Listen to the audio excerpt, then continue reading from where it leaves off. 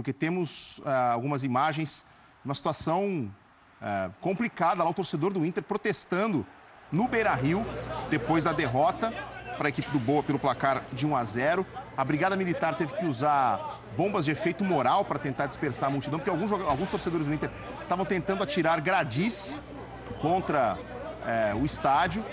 O Inter perdendo em casa para o Boa. Foram 8 finalizações do Inter de Porto Alegre, nenhuma finalização certa hoje contra o Boa, né? E a derrota acontecendo, e aí o torcedor do Inter reclamando bastante, protestando muito, porque, como eu disse, como mandante, o Inter tem aproveitamento de time rebaixado na Série B do Campeonato Brasileiro. O técnico Guto Ferreira reclamava que não tinha tempo para trabalhar, teve uma semana inteira para isso, e aparentemente, pelo que a gente viu do jogo, a evolução do Inter foi muito pequena ou quase nenhuma, e hoje perdendo em casa, né?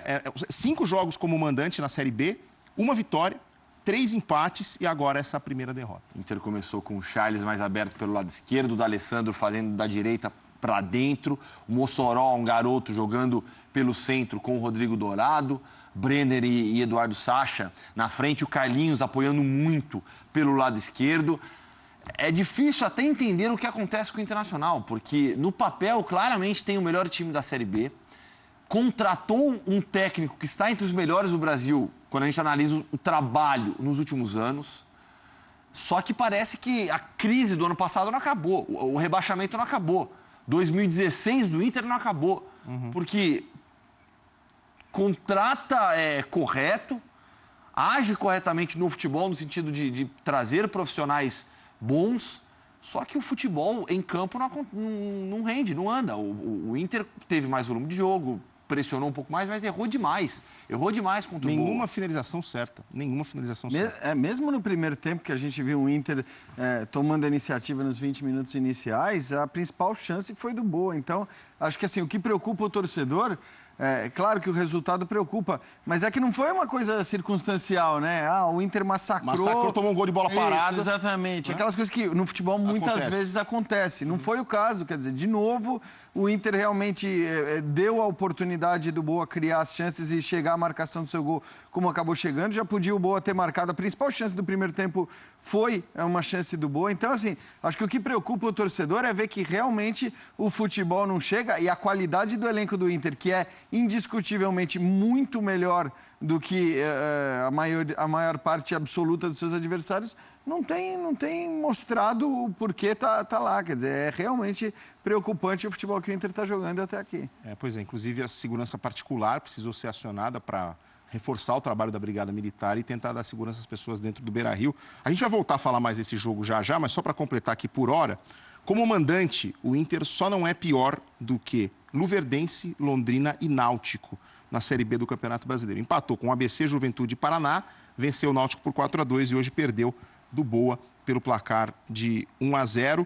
Então, são 6 pontos como mandante e 11 pontos como visitante na Série B do campeonato. Já, ainda dentro desse bate-bola, chegaram para a gente agora imagens da confusão em Porto Alegre envolvendo a torcida do Inter depois da derrota para o Boa Esporte. 1-0 para o Boa. Mais de 26 mil pessoas foram ao Beira-Rio, o segundo maior público do Inter nessa Série B, jogando em casa. Confusão aí na saída. Bombas de efeito moral. Tivemos a polícia usando spray de pimenta, inclusive o companheiro Rodrigo Oliveira, da Rádio Gaúcha, coloca no Twitter a informação de que seguranças do Inter passaram mal por conta do spray de pimenta utilizado pela Brigada Militar para tentar acalmar a situação. E ele também informa aqui no Twitter que pelo menos um torcedor foi detido durante essa confusão no Beira-Rio. A gente está com imagens recuperadas aí do que aconteceu. Tem até uma imagem que mostra a polícia correndo atrás de um torcedor que atirou aquelas grades de proteção. Talvez seja até esse torcedor. Aí tá tranquilo, viu? Até aí tava tranquilo ainda. O problema é que aí a polícia... mais gritaria, mais ali, os torcedores começam a avançar.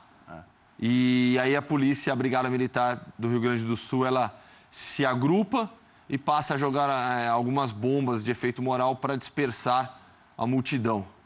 E aí começa toda a confusão também. Olha lá, mais torcedores chutando. Essa cena tá se tornando corriqueira no Beira-Rio, né? Esse que é o problema. Todo jogo lá praticamente tem Tem isso. E aquela história, né? Quer dizer, você vê que a maioria dos torcedores protesta pacificamente. E você precisa agir rapidamente com os caras que vão para cima, que vão tentar agredir, que vão jogar as grades, como toda vez também acontece. Então, a partir do momento que você vai deixando, né, uma multidão se formar de maneira agressiva, você realmente agrava a situação. Agora, também não faz sentido, como sempre a gente fala, você não agir individualmente e você agir jogando bomba em todo mundo, até nos que estão lá apenas gritando, xingando. Xingar faz parte do jogo, eles têm todo o direito de fazer isso. Então, sempre falta também aquela ação mais rápida e mais pontual em cima dos caras que estão ali tomando atitudes agressivas, né? E no final das contas é o Inter que vai pagar esse prejuízo aí também, né? Sim, o patrimônio do próprio clube, né, que está sendo... Normalmente é alugado, né? Vai ter que pagar. Assim, o Inter trocou de técnico há um mês, né? Saiu o Antônio Carlos Zago, veio o Guto Ferreira. E tem um amigo meu, Martins Araújo, um jornalista português radicado aqui no Brasil, que usa, quando se troca de técnico, ele usava o termo chicotada psicológica. Né? Você troca de treinador esperando que o time reaja. E aconteceu agora a primeira derrota do Guto Ferreira, no comando do Internacional, mas uma derrota em casa. O torcedor do Inter acho que está mais incomodado também com isso, porque não consegue ir ao estádio e ver o time jogando bem. Né? Porque são 5 jogos como mandante, apenas 1 vitória, 3 empates, agora essa primeira derrota. E o incômodo, porque normalmente se esperaria que um time do porte do Internacional, numa Série B, navegasse pela Série B com muito mais tranquilidade do que vem sendo até agora. Embora fora de casa faça uma boa campanha, que deixa o time ali na zona de classificação ou perto da zona de classificação para a Série A. E agora são imagens ao vivo, inclusive com som aí.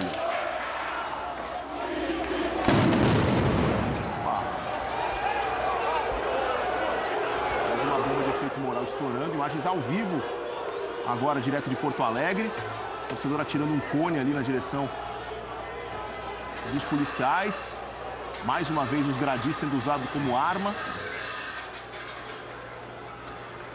Funcionários retirando os gradis, né, para que eles não voltem a ser usados como arma. Aliás, é incrível, porque tem toda vez esses mesmos gradis são usados. As pessoas não aprendem, a organização não aprende, quer dizer, não se toma medida para que os problemas ocorridos nas vezes anteriores não se repitam. O curioso é que normalmente esses gradis estão muito bem amarrados, enganchados. Não é qualquer um que consegue soltar aquele gradil. Mas o torcedor, você viu ali, eles tinham dificuldade para tirar também, viu? É que assim, esses gradis eles servem para controlar o fluxo das pessoas na entrada, para impedir o acesso a algumas áreas ali do Beira-Rio. Aí essa área onde os torcedores estão, é todo o anel ali ao redor do estádio, né? Que fica já na área interna. É difícil. Quando você lida com uma multidão disposta a arranjar problema, é difícil. Aí é difícil culpar a organização também, viu? Então, e olha, mas é que assim, tem coisas que você pode fazer. Eu vou te dizer, esse cara aí com esse gorrinho aí, não o gorrinho branco, ele tá há 3 horas que a gente vê a imagem do cara sozinho indo. Então, em vez de atirar bomba aleatoriamente, atirar bomba pra todo mundo, junta 3 policiais, o cara não é o Rambo, e pega esse cara e leva para um camburão e leva pra delegacia. É isso que eu realmente não consigo entender. Entendeu? E outra, é muito fácil de identificar o cara a partir dessas imagens. É, né? Isso. Mas assim, até ali, agora, nesse momento, né, Vê? Então tudo bem, a gente até entende que os policiais se juntem para evitar que sejam eles também agredidos pelos torcedores.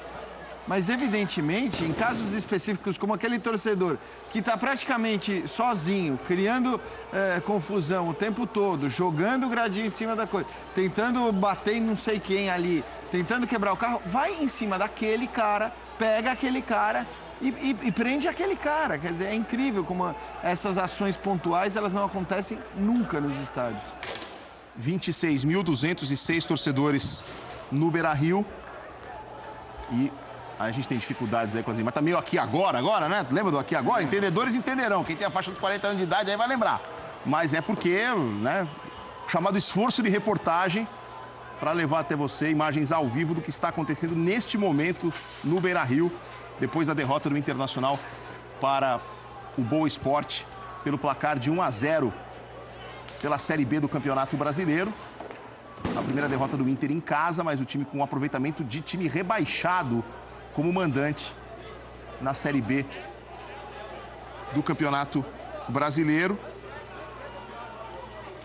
Torcedor, informações que chegam através da imprensa de Porto Alegre, de um torcedor detido. Você vê aí, aparentemente, o torcedor atirando pedras ali, né? E a confusão ainda persistindo. Perdemos o contato lá com o nosso pessoal no Beira-Rio. A gente tem imagens também, agora recuperadas, não ao vivo, de confusão dentro do estádio. Como o Hoffmann falou, aquela confusão que a gente estava mostrando ali no anel externo, né?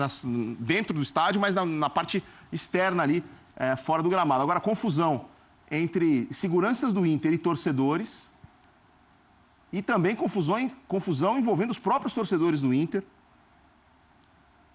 E aquela situação já em que os ânimos ficam exaltados, as pessoas param de pensar, né? Começam a perder totalmente a cabeça também. Mas aí você vê, aí também aquela falta de preparação dos próprios seguranças. Você vê que tem um aí querendo brigar. Não dá. Quer dizer, o segurança, evidentemente, ele tem que estar preparado até do ponto de vista psicológico. Para lidar com esse tipo de situação. Para lidar com esse tipo de situação sem ficar nervoso e querer partir para a briga. Quer dizer, ele tem que fazer o uso da força eventualmente apenas para coibir a ação agressiva do torcedor. Porque na hora que o segurança também quer partir para a porrada, aí nós estamos perdidos. Porque se ficar dos dois lados querendo brigar, realmente a situação vai se agravar. Então também, e isso no próprio estádio do Internacional já não é uma novidade, né? Já foram feitas várias matérias a respeito dessa empresa que cuida da segurança dos Jogos do Internacional, com muita polêmica, com muita discussão. E a gente está vendo aí uma imagem que eu acho que a gente não pode ver, né? Por mais que o cara seja provocado, a postura do segurança tem que ser uma postura de coibir, de eventualmente usar a força, sim, porque também tem casos que você não tem como não usar a força, mas usar a força para pegar o cara e para levar onde quer que seja, para prender, para deter, para levar para a delegacia, o que quer que seja. Bom, tem um dado até curioso aqui com relação a esse jogo. O Inter não venceu nenhum time que subiu da Série C de 2016 para 2017. Só isso. Empatou com o ABC Juventude e perdeu para o Boa. Ainda falta o Guarani, né? O Guarani que está vindo da Série C para a Série B está bem. E está bem, mas é engraçado, né? Pegando o Inter veio da Série A, jogando contra times que vieram da Série C, o Inter ainda não venceu. Empatou com o ABC e com o Juventude e perdeu para o Boa Esporte. 1-0 para o Boa, primeira derrota do Inter como mandante na Série B do Campeonato Brasileiro. Faz sentido pressão sobre o Marcelo Medeiros pela queda do Guto Ferreira, que chegou faz um mês, mas perdeu. Hoje foi a primeira derrota dele. Só que, pelo que o Inter não jogou, por incrível que pareça, tem gente aqui, se você olha as redes sociais, tem gente defendendo a queda do Guto Ferreira. Faz sentido? Para mim, não. O Guto, quando assumiu o Bahia, também não começou bem. Não começou bem. Jamais eu pensaria agora em troca de treinador. O que o Inter precisa é de tranquilidade para tentar fazer as coisas funcionarem. O técnico é muito bom, o elenco é bom para a Série B, indiscutivelmente. Então, o momento do clube que é difícil. O momento do clube é muito complicado, porque pensar numa troca agora, para mim, seria algo desastroso.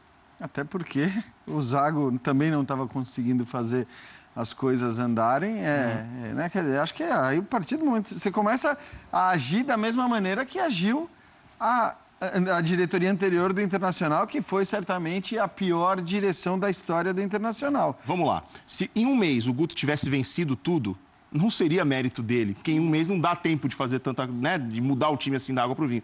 Também, acho que seguindo essa linha de raciocínio, não dá para achar que é culpa dele o que o Inter fez nesse último mês. É isso aí. Né? Mas a gente sabe como a gente vive num mundo imediatista. Não duvido de nada. Até porque é sempre aquela alteração que é viável você fazer, né? Você não vai trocar, você não tem como mandar o elenco inteiro embora. É a mudança mais fácil de se fazer. É sempre isso também. Na cabeça do torcedor também isso é visto como uma solução, porque é uma ação.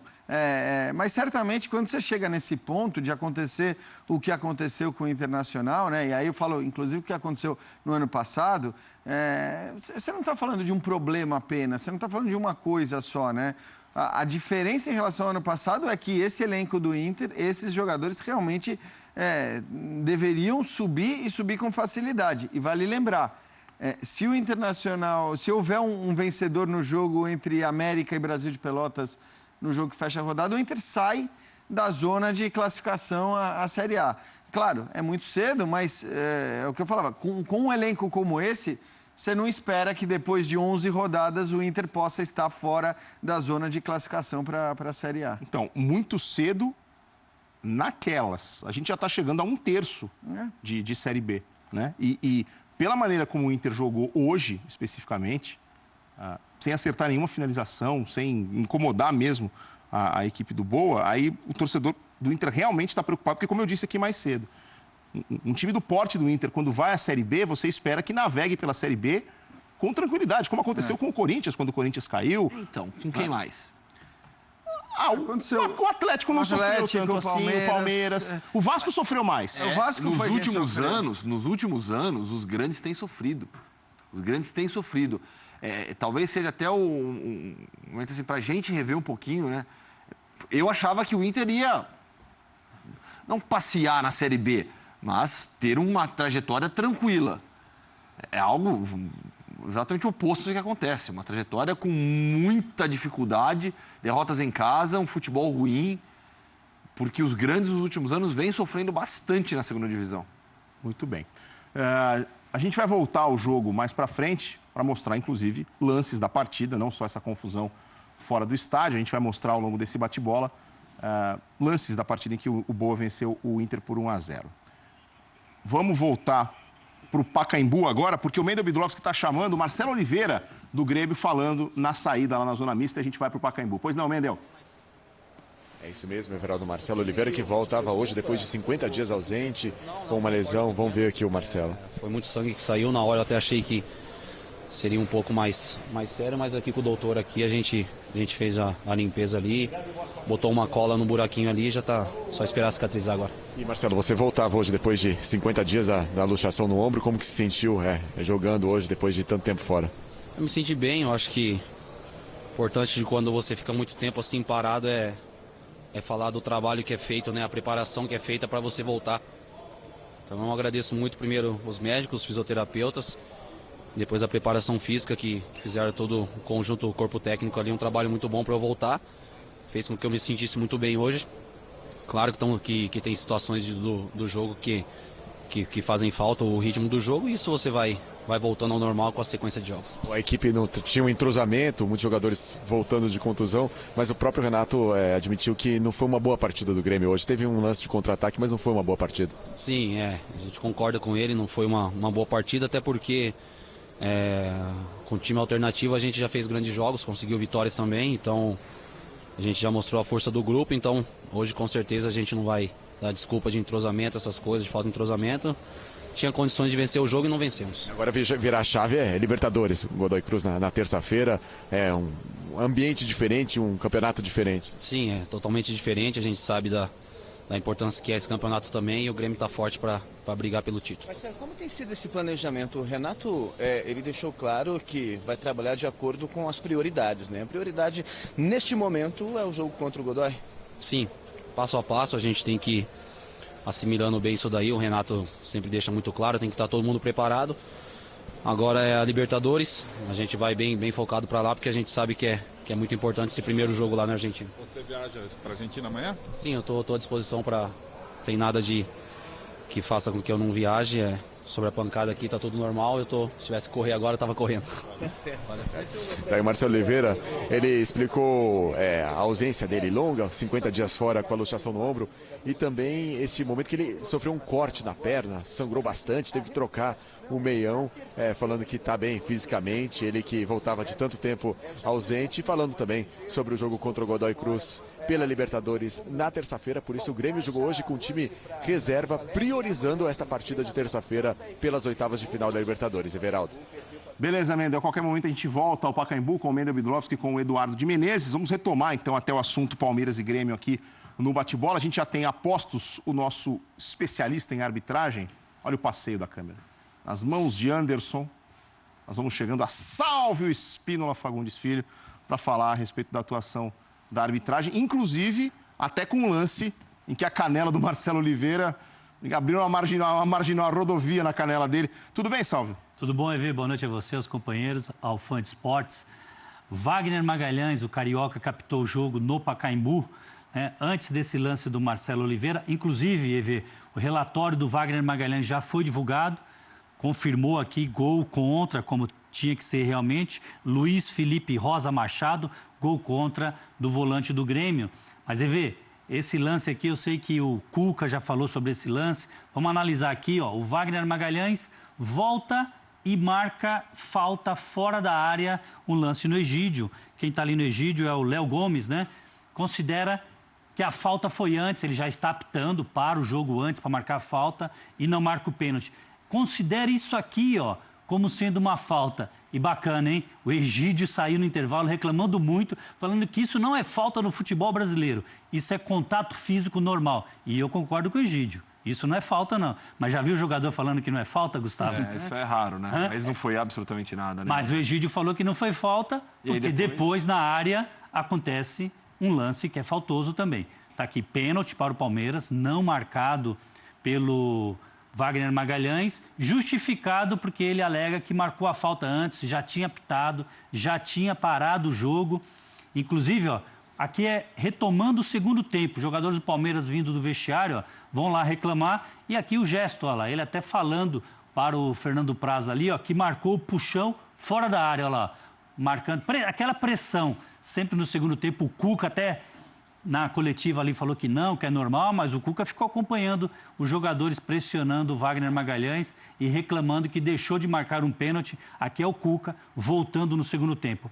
Para mim, Evê, para mim não foi falta fora da área. Para mim, pênalti para o Palmeiras não marcado, 12 minutos de jogo, jogo 0-0.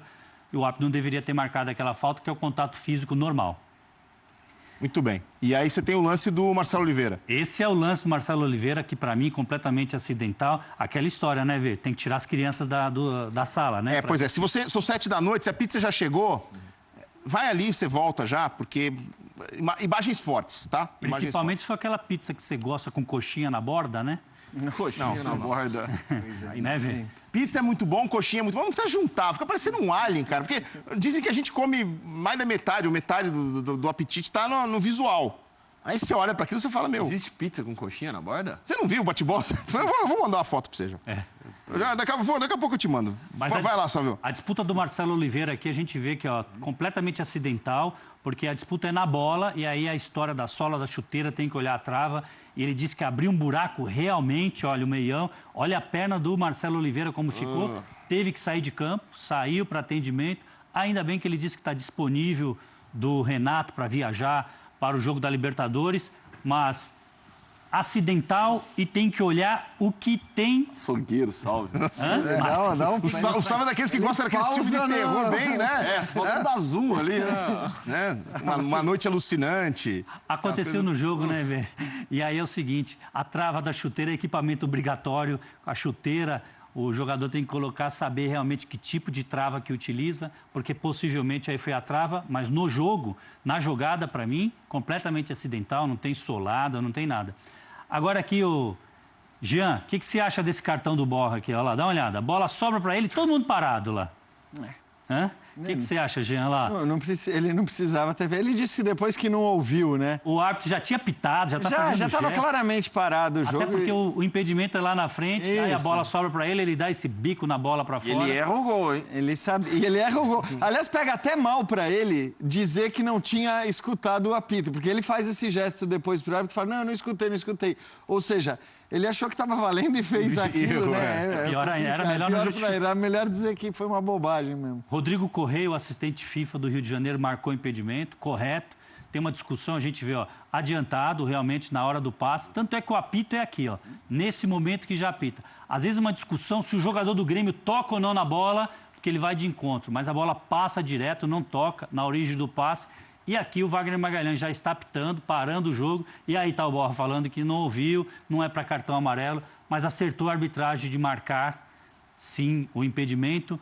Cuca deu essa entrevista na coletiva dele falando, o jogo terminou 1-0 para o Palmeiras, mas o lance no início do jogo, com 12 minutos, que é a grande polêmica do jogo, que o árbitro não pode falar que deu vantagem e depois voltou atrás. Ele falou sim que marcou a falta pelo agarrão, pelo gesto, dá para a gente perceber aqui. E aí teve o lance do pênalti, mas a vitória do Palmeiras, isso acaba passando desapercebido, né, Evi? Só em relação ao Borja, acho que é outra conversa que o Cuca precisa ter com ele. Ele reclamou demais, né? Ele tomou esse cartão amarelo por chutar a bola depois que o jogo já tinha sido parado, mas o tempo todo ele, inclusive, fazia aquele gesto pedindo cartão, que não sei, num determinado momento, Sálvio, eu cheguei a ouvir que quando o jogador faz o gesto pedindo cartão amarelo, ele que tem que receber o cartão amarelo. Não sei se isso ainda é assim a postura. Mudou o comando e não estão exigindo muito. Na gestão anterior da comissão de arbitragem, sim. O jogador pediu cartão, ele tem que ganhar cartão. Agora é o Coronel Marinho que comanda. Aí o árbitro tem que resolver na advertência verbal. Eu até acho a não ser de que fato, é melhor foi exagero anterior, né? A não ser que esteja repetindo muito esse negócio de ficar pedindo cartão amarelo, mas ele ficou o jogo inteiro, aqui já foi quase 40 minutos do segundo tempo, né, Jean? 38, 39 minutos do segundo tempo que ele recebeu esse cartão amarelo, e o relatório do Wagner Magalhães está exatamente isso. Cartão amarelo por chutar a bola após ter paralisado o jogo, e o argumento do Borja é que não escutou o apito do árbitro.